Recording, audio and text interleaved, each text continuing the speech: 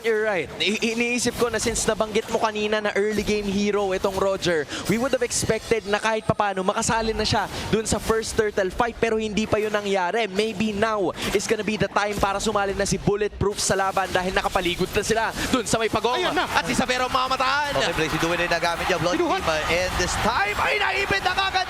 Itong si Flap. Phantom Scene nagamit na rin ni Kiko. Kahabol na si Oken. Wala pa naman itong Flicker. Pero transition ata sila dito sa pagong. Habang lilikod ba si Super Friends, pumunta rin doon sa left bush sa gitna.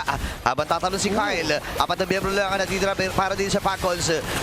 Pupuntahan na rin natin si Brusco. Pero si Kiko pa rin ang nagwagi.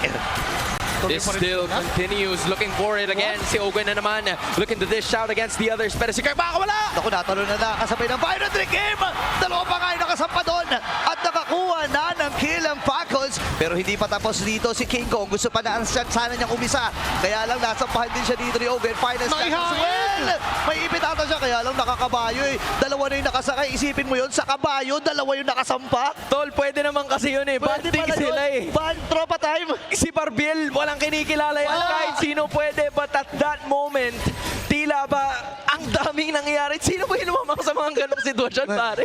Definitely, Onyx pa rin naman ang may hawak ng kalamangan. But the good thing for Team Falcons is nakakabawi na sila. We're talking about Super Marco being involved dun sa mga team fight. It's the time na kaya nang pumalag ng Team Falcons. Pero kailangan din nilang i-polish yung mga ganong klaseng ikot dahil doon sa early parts ng laban, nabigyan agad itong si Flap.